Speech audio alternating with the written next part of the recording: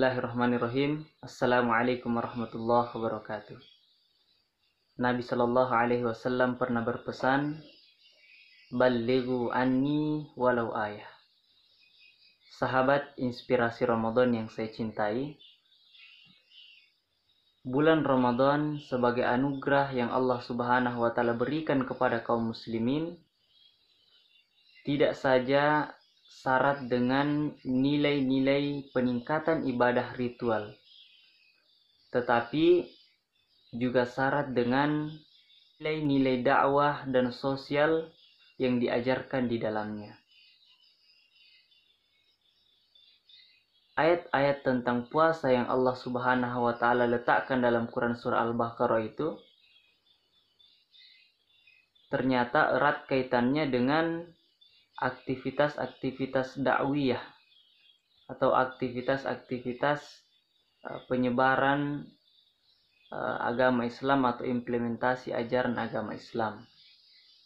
Nah, kita lihat ayat-ayat yang bercerita tentang puasa ini diapit atau didampingi oleh ayat-ayat yang bercerita tentang penerapan target dakwah itu sendiri.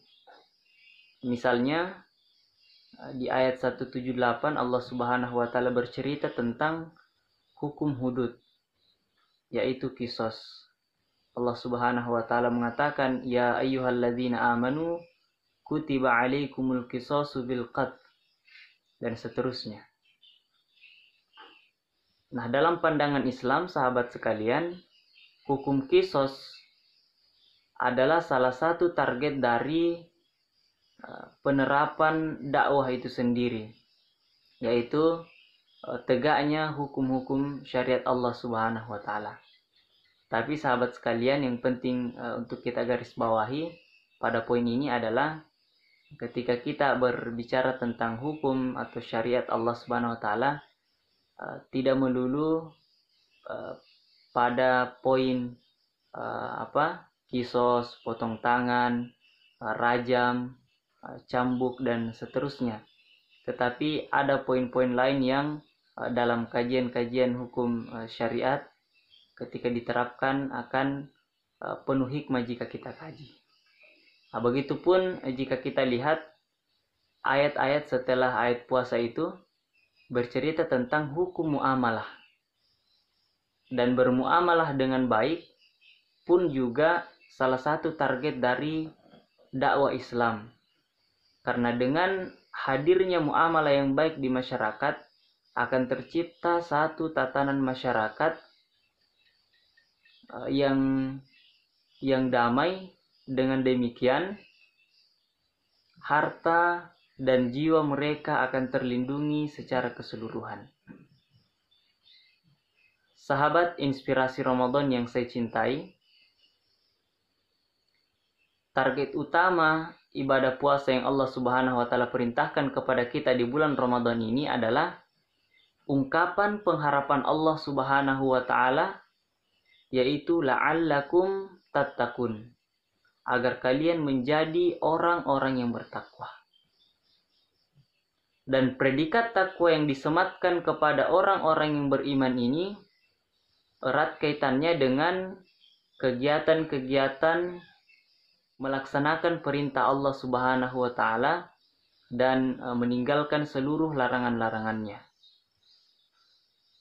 Dan kegiatan inilah sahabat sekalian yang akan menjadikan kita sebagai seorang yang beriman akan mendapatkan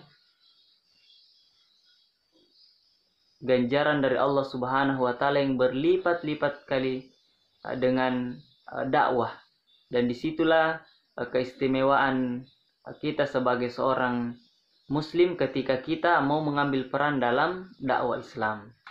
Dan Allah Subhanahu wa Ta'ala mengatakan, "Man amila salihan min zakarin wa unsa wa huwa mu'min," dan barang siapa yang melakukan kebaikan, laki-laki maupun perempuan, dan mereka beriman, falanuhyiyannahu hayatan thayyibah, akan kami berikan kepada mereka penghidupan yang baik.